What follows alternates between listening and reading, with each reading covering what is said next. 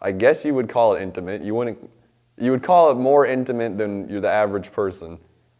At the peak, it was awesome. We just hang out all the time. We always had fun, always smiled, laughed, all that fun stuff that people that dating should do. Honestly, I felt like I could see myself with him in the future.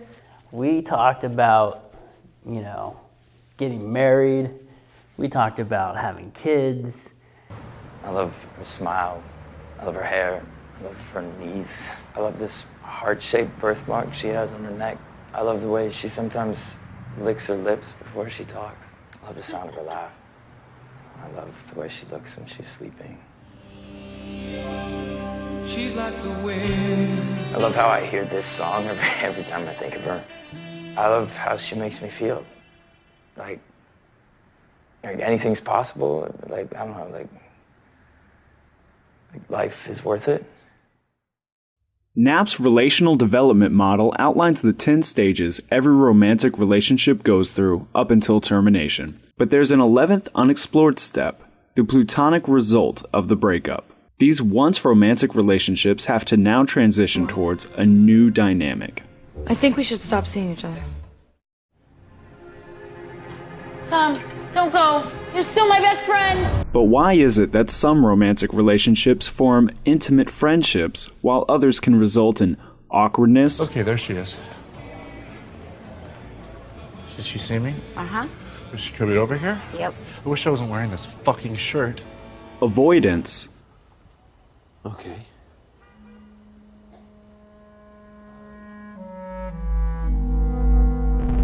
Or even hate.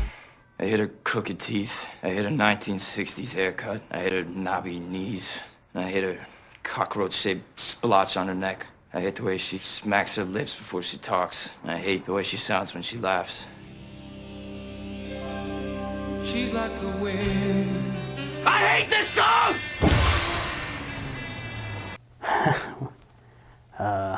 We don't talk. I haven't talked I haven't seen her in person in years. Yeah, I would say she still considers me a friend. We still talk and text pretty much every day. We don't hang out that often, even though she wants to try and make us work. Every now and then I'll see her on campus at some of the committees that I'm in. So pretty much that's it. I think he's pretty disappointed that we're not in a relationship right now, but I feel like he respects me as a person because of the way that I did things. It's weird. It's different. And I'd say it's more in the negative. She's my friend on Facebook, but she'd recognize me, I'd hope so, and I'd recognize her if I saw her at Walmart. I don't think she has a high opinion of me, but we're still friends. Even if you've had a relationship with someone, or let's say, especially if you've had a relationship with someone, and you try and become friends afterwards, it's very difficult, isn't this? It's hard because you know each other so well, you know all each other's tricks. It's like two magicians trying to entertain each other, and the one goes, look, a rabbit, the other one goes, so? I believe that's your card. Look, why don't we just saw each other in half and call it a night, okay? It becomes clear from these testimonies and media examples, a large determining factor in these resulting relationships is the nature of the relationship and motivations of the breakup.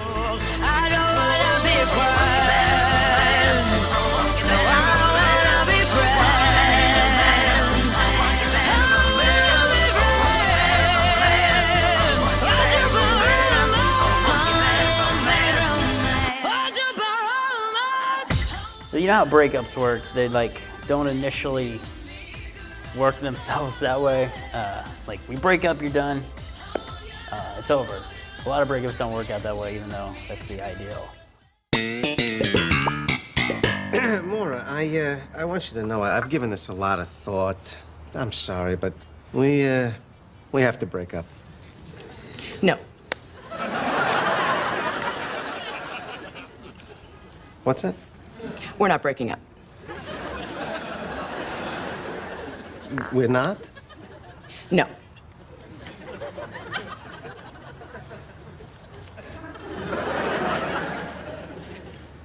All right.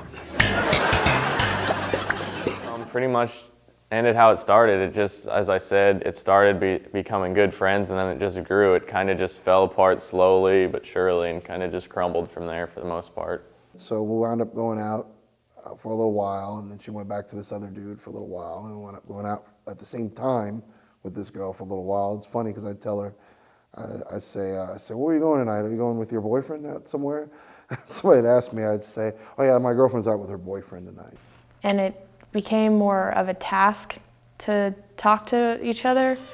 And so that's when I started to realize I don't really think this is gonna work if I'm seeing this as a chore just to talk to you. Early on, she was like, this play doesn't have very much future. And I'm like, yeah, you're right, but I'll enjoy it while it lasts. Kind of the same way it started is the way it ended. There was nothing official, there was no Jerry Maguire scene or anything like that. It was just kind of like, well, I guess we both kind of just, I'm trying to think, I guess you could, grew apart would be the appropriate cliche. And then finally it was like, yeah, he's really jealous, so we can't go out with you anymore. He was pretty upset, but he didn't really share with me how upset he was, but I could tell by how quiet he was on the phone because he's not a quiet person. He's pretty outgoing. It really just if she'd go out to say a party and I was like, oh, do you want me to go, blah, blah, blah. She'd always say, no, I think it's a girls' night out, but I knew it was a load of mularkey anyways. Let's not talk for a while. I'm done seeing you. Hey, I'm gonna text you a lot now. I'm gonna delete you off Facebook. I'm gonna re-add you to Facebook. Hey, meet me at this location.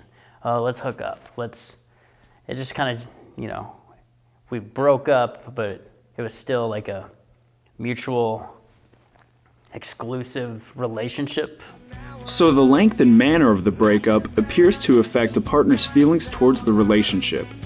As well, the information learned and the personal traits exposed in a romantic relationship will not only cause a couple to break up, but also find out there's little foundation for a friend-based relationship.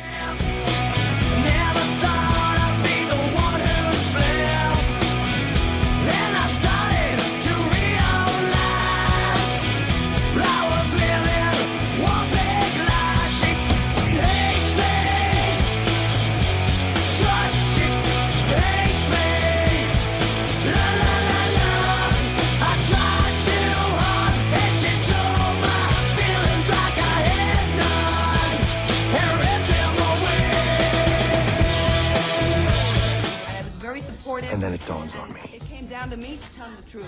Charlie's awful. What was the truth? She doesn't listen to anyone. She says terrible, stupid things, and she apparently has no sense of humor at all, and talks shit all night long. Maybe she's been like this all along.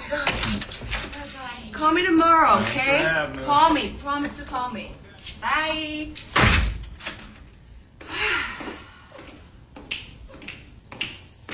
How did I manage to edit all this out? How had I made this girl the answer to all the world's problems?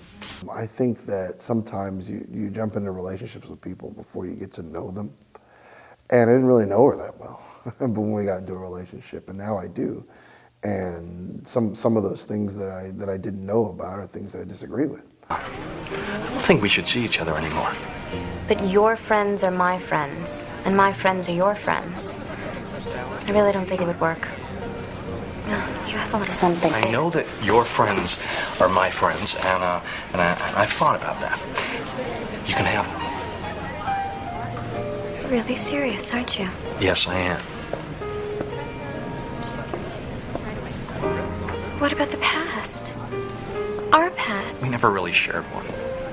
You're inhuman. No, I'm in touch with humanity. Evelyn, I'm sorry. I just you're not terribly important to me. In addition, attitudes towards confrontation can have a major impact. I avoided her, a little bit, but not because I was mad, just because it'd be awkward, which it was awkward. Well, it was kind of just one of those things where people say, let's kind of start just not spending as much time together. So it wasn't just like a breakup type of thing, as you put it. So it wasn't just we break up and it's over. We've never really just stop talking. It's just kind of like in general, it's one of those things where it's like, the situation is awkward. I'm not sure why, but I know it's awkward for some reason. You and I ever split up? Let me tell you something. We get a divorce, 50-50. You take whatever 50% you want. I'll take what's left. No arguing, no negativity. What, are you fucking kidding me? You think we're gonna have a nice divorce if we ever get divorced? No fucking way. I'm taking you for everything you have, mister. I'm taking your balls and I'm thumbtacking them to the wall. You're gonna get nothing out of it. You mentioned the D word once in your fucking life. You'll rue the day you ever met me. The pursuit of friendship is further complicated when one or both partners still have feelings for the other, whether it's a newfound resentment or lingering affection.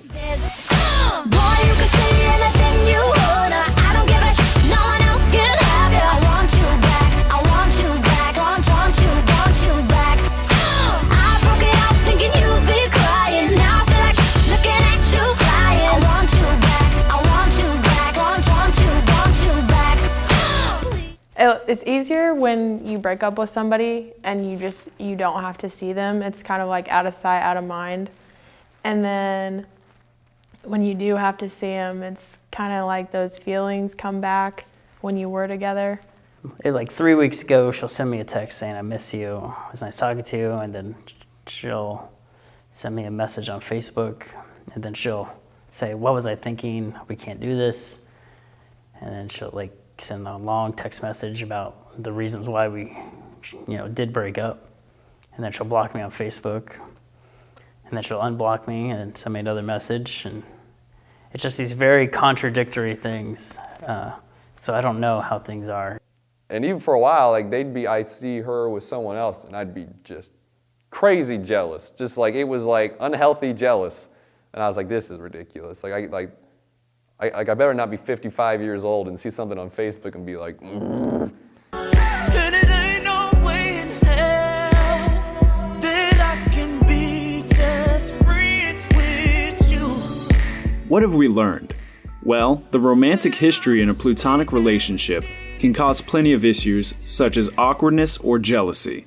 As well, if one partner is still attracted to the other, a platonic relationship can be too much of a struggle for the individual.